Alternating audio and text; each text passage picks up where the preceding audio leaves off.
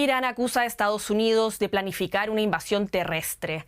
Según medios estadounidenses, el objetivo sería incautar casi 500 kilos de uranio enriquecido de Irán. La información, que cita a altos funcionarios estadounidenses que hablan bajo condición de anonimato, coincide con la llegada a la región de 3.500 soldados y marines adicionales, que el sábado se incorporaron a los 50.000 uniformados que ya Washington tiene en Oriente Medio. La operación, sobre la que Trump aún no ha tomado una decisión, podría alargar la guerra más de lo previsto. En respuesta, un alto mando militar iraní amenazó con una lluvia de fuego, dijo, contra los soldados que pongan un pie en su territorio. Lo queremos analizar el día de hoy en DW Actualidad en Análisis. Mi nombre es Nicole Gaise y tengo el gusto de saludar a Jesús Núñez Villaverde, codirector del Instituto de Estudios sobre Conflictos y Acción Humanitaria con sede en Madrid. Muchas gracias por acompañarnos en Deutsche Welle.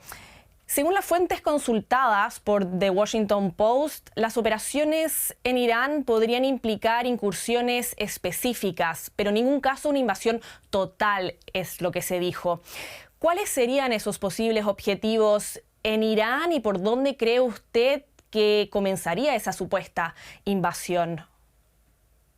Efectivamente, creo que tiene sentido no utilizar la palabra invasión terrestre. Eso nos recuerda, por ejemplo, el desembarco de Normandía o más recientemente la operación Tormenta del Desierto en Irak, que implicaban a cientos de miles de soldados. En este caso, estaríamos hablando de incursiones terrestres por parte de unidades más o menos numerosas y que, pensando en cuáles pueden ser los objetivos, ya se ha citado esa idea de capturar los alrededor de 450 kilos de uranio altamente enriquecido que estarían ahora mismo en posesión de Irán, pero también se habla de tomar el control de algunas de las islas que están o bien en el estrecho de Hormuz, la isla de Abu Musa o la isla de Tumb, pero también la isla de Har, que es donde se encuentra la principal instalación petrolífera y gasística de Irán, responsable prácticamente del 90% de todas las exportaciones de hidrocarburos que lleva a cabo este país. Por lo tanto, serían objetivos que se han ido mencionando en diferentes ocasiones y quedaría por ver si finalmente se lleva a cabo alguna de esas operaciones y cuál de ellas sería la primera. ¿Y qué tan probable es que Estados Unidos invada esa isla que usted menciona, la isla de Hark? Bueno, si tenemos en cuenta que lo que está haciendo de momento Estados Unidos no ha dado los resultados buscados, que era en primer lugar el derribo del régimen y a partir de ahí su quebrantamiento para que acabara aceptando una rendición incondicional, podemos entender que eso, junto con la acumulación de marines y paracaidistas por parte de Estados Unidos en la zona, todo eso apunta a una previsible escalada. Por lo tanto, desde ese punto de vista, podemos hacer un listado de cuáles podrían ser los objetivos de Estados Unidos, entendiendo que uno de ellos, prioritario, sería hundir económicamente a Irán. Luego, la toma de la isla de Har. Si, como decía, hay un 90% de todas sus exportaciones concentrado en las instalaciones que allí se encuentran ubicadas, daría a entender que si eso pasa a manos de Estados Unidos, controlando la totalidad de esas instalaciones, podría suponer un impacto brutal para el régimen iraní, buscando precisamente eso, su rendición incondicional. Luego entiendo que es un objetivo prioritario. Y me pregunto si desde el punto de vista estratégico es favorable para Estados Unidos que las invasiones específicas se desarrollen en territorio insular. Claramente, el tomar esa isla está Estados Unidos en condiciones de hacerlo tecnológicamente, dada su superioridad militar. Otra cosa es mantener esa toma de ese territorio, apenas 20 kilómetros cuadrados, porque evidentemente se quedaría a una distancia tan corta de la costa iraní que estaría sometido, quienes allí se encuentren, sometidos a todo tipo de represalias y ataques por parte de Irán. Irán se ha preparado, evidentemente, para esa contingencia. Estados Unidos ha destruido primero las instalaciones militares que dan protección a las instalaciones petrolíferas que hay en la isla.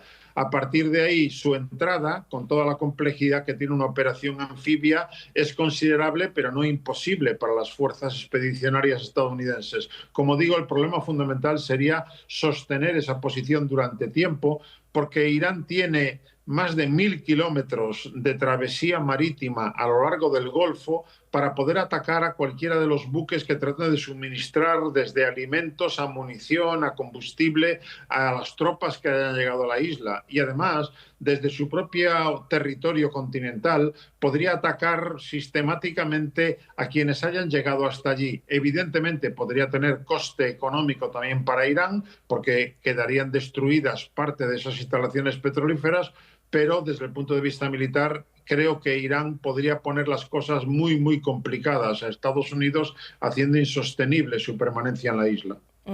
¿Y qué otros efectos podría tener una invasión terrestre en este desarrollo del conflicto que ya entra en su quinta semana?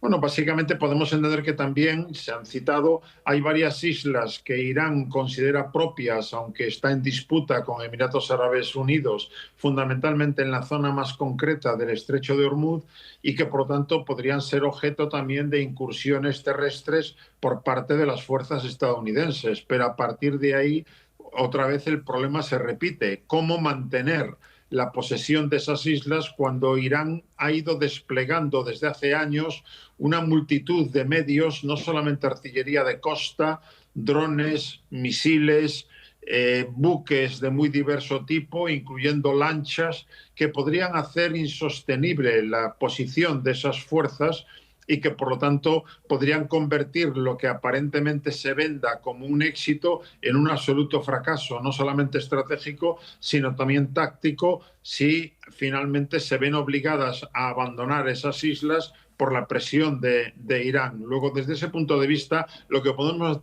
entender es que Estados Unidos se ha metido en un pozo del que no sabe cómo salir, y de momento lo que está apostando es por una escalada, pensando, yo creo que equivocadamente, que cuanto más golpee, más cerca estará de rendir al régimen iraní. De momento, los hechos sobre el terreno no van en esa dirección.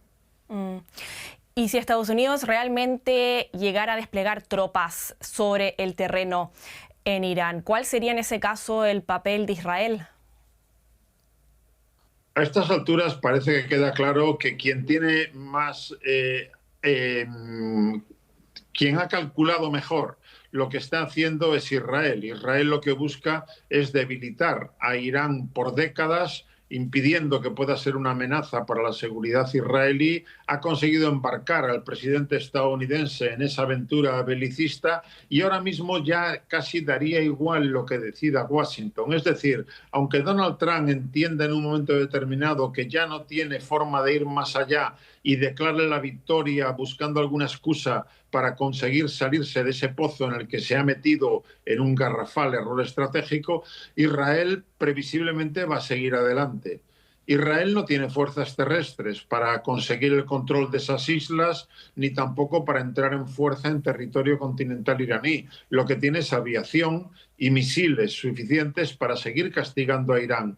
Y creo que los hechos lo están demostrando. Israel va a seguir adelante ahora mismo hasta que considere necesario y hasta que no consiga, por lo tanto, doblegar la resistencia iraní, como digo, por décadas, porque lo que busca es redibujar el mapa de todo Oriente Próximo y Oriente Medio, dejando a Israel como el único actor en condiciones de imponer su dominio a todos los vecinos árabes y también al propio Irán. Así lo está haciendo en Líbano, lo está haciendo en Siria, también en el territorio palestino, y por lo tanto creo que esa es una dinámica que le lleva a Benjamín Netanyahu, el primer ministro israelí, a considerar que está cada vez más cerca de conseguir sus objetivos.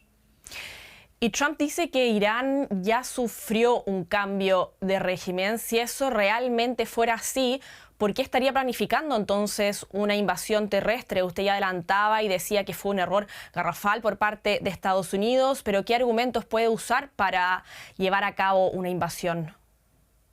Ese es uno de sus principales problemas, que no está consiguiendo los objetivos ni la victoria que ha anunciado tantas veces. Por el contrario, el régimen iraní, muy debilitado evidentemente, lo que está es radicalizándose todavía más.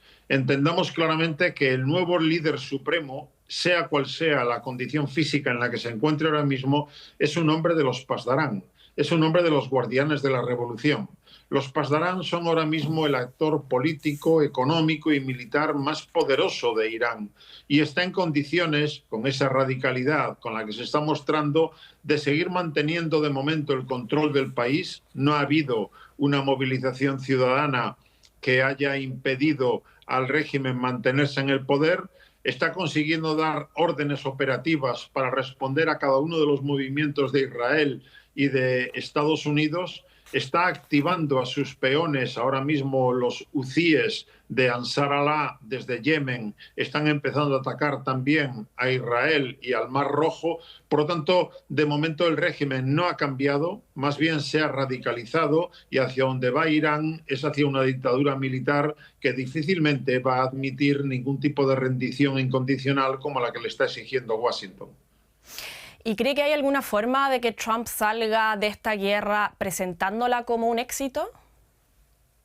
Lo que está haciendo ahora, para empezar, es presentándola como una operación militar, en lugar de como una guerra. Lo mismo que hace Vladimir Putin desde hace ya más de 4 años, de no querer reconocer que su operación especial militar en Ucrania se ha convertido en una guerra de desgaste de la que no sabe cómo salir. Por lo tanto, podemos entender ese paralelismo para concluir que, de momento, Estados Unidos no está en condiciones de imponer su dominio y que no es fácil imaginar de qué manera el régimen iraní va a rendirse, va a aceptar.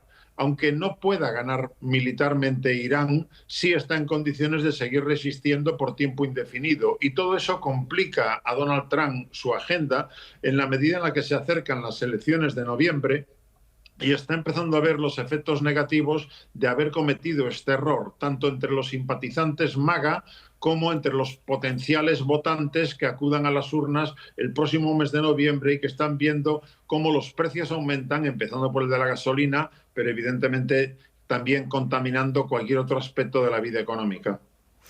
Vimos esta mañana cómo Irán e Israel se bombardearon mutuamente. La guerra continúa, pese a que el presidente de Estados Unidos afirmara poco antes que estaba cerca de un acuerdo para poner fin al conflicto que ya supera un mes. Recordemos que en Pakistán están reunidos los cancilleres de Turquía, Pakistán, Egipto y Arabia Saudita. ¿Qué posibilidades reales hay de que conduzcan a una solución? Cabe imaginar que finalmente esto terminará en una mesa de negociaciones, porque como decía hace un momento, Irán no puede ganar esta guerra militarmente y Estados Unidos e Israel no han conseguido su plan original, que era derribar al régimen. Otra cosa es que de momento no se dan las condiciones para ello, puesto que los 15 puntos de esa propuesta que ha colocado sobre la mesa Estados Unidos suponen una rendición incondicional que el régimen iraní no va a aceptar. Y al revés, las condiciones que Irán está proponiendo ahora mismo, que incluye incluso la retirada israelí del Líbano y el pago de compensaciones por la destrucción que está sufriendo, tampoco parece que vaya a ser aceptada ni por Washington ni por Tel Aviv. Por lo tanto, estamos lejos de ese punto por muchos esfuerzos diplomáticos que de momento se hagan, pero en cualquier caso entiendo que no hay final militar a lo que ahora estamos viendo, sino que necesariamente llegarán a una mesa de negociaciones. Recordad también, cabe recordar que no haría falta pensar sobre lo que ahora mismo puede ocurrir si Donald Trump en mayo del año 2018 no hubiera denunciado el acuerdo nuclear al que se había llegado con Irán, un acuerdo que Irán estaba cumpliendo escrupulosamente y que impedía que llegara a hacerse algún día con el arma nuclear. Por lo tanto, estamos pagando las consecuencias de una decisión de Donald Trump hace ya 8 años. Usted mencionaba hace un rato a los seguidores MAGA. Me pregunto si estas negociaciones podrían interpretarse también como una forma de contentar a ciertos sectores políticos, como por ejemplo también a su base MAGA. Evidentemente así lo veo, puesto que, como decía, el hecho de que no le haya salido bien el plan A, de derribar el régimen iraní, y eso lo haya llevado a meterse en una guerra que se prolonga en el tiempo, hace que Donald Trump empiece a sentir el efecto negativo de esa decisión. Pensemos en la dimisión hace unos días del director del Centro Nacional de Contraterrorismo en Estados Unidos. Ese individuo no era solamente el jefe de un centro contraterrorismo, sino que era, en su propio perfil, un hombre con una amplia experiencia militar, también en la CIA, un hombre que se había mostrado como un supremacista simpatizante del movimiento MAGA, y por lo tanto lo que podemos entender en su decisión personal es el descontento que está provocando entre los simpatizantes de Donald Trump, porque él les había prometido que no iba a meter a Estados Unidos en ninguna guerra en la que no estuvieran en juego los intereses vitales del país. Y evidentemente en este caso no hay ningún interés vital en juego con la guerra que ha iniciado junto con Israel. Luego, desde ese punto de vista, necesita de algún modo recuperar esa base de apoyo de simpatizantes, y ya digo, según va avanzando el tiempo y se acercan las elecciones de noviembre y sube el precio de la gasolina, se puede encontrar con que muchos potenciales votantes estadounidenses no vayan a las urnas apoyando a los candidatos de Trump, sino todo lo contrario. En definitiva, más problemas para Trump. Antes de irnos, necesito preguntarle por los rebeldes hutíes de Yemen, que entraron finalmente el sábado en este conflicto. Lanzaron el sábado 2 misiles contra Israel, pero además amenazan con cerrar rutas clave en el sur del Mar Rojo. ¿Qué riesgo supone esto para el transporte de petróleo y para el estrecho de Hormuz? Es un riesgo muy real. Cabe recordar que junto a Hezbollah en Líbano o a Hamas en el territorio ocupado palestino, Ansar Allah, los hutíes de Yemen, son también uno de los peones regionales que Irán lleva utilizando desde hace mucho tiempo para intentar frenar a sus enemigos. En este caso, lo que han hecho los hutíes es simplemente una demostración de su capacidad para volver a lanzar misiles contra Israel o para afectar al tráfico en el Mar Rojo, pero todavía no han entrado plenamente en juego, en el sentido de que lo que pueden hacer es crear muchísimos problemas para el tráfico marítimo en el estrecho de Bab el-Mandeb, es decir, en la entrada-salida del Mar Rojo, impidiendo de ese modo que pueda llegar petróleo y otros productos al canal de Suez y a entrar en el mar Mediterráneo. Por lo tanto, la estrategia que está siguiendo Arabia Saudí de desviar parte de su producción a través del oleoducto este-oeste que desemboca en Yambú, en el pleno Mar Rojo, se podría ver anulada en la medida que los hutíes decidan entrar plenamente con una estrategia de ataques a buques marítimos. No necesitan hundirlos todos. Con que hundan alguno, ya eso envía un mensaje claro que hará que muchos armadores y muchas aseguradoras ya rechacen el cruzar esas aguas, y eso aumentaría todavía más la repercusión negativa, el impacto económico a escala planetaria que ya está provocando el control iraní del estrecho de Hormuz. Jesús Núñez Villaverde, codirector del Instituto de Estudios sobre Conflictos y Acción Humanitaria desde Madrid. Muchísimas gracias por este análisis y gracias a todos los que nos siguieron. Recuerden que también nos pueden seguir en redes sociales, en X, Facebook, YouTube, TikTok, y también subimos estas entrevistas a todas las plataformas de podcast. Muchas gracias. Hasta una próxima ocasión. Que estén muy bien. Nos vemos. Hasta la próxima.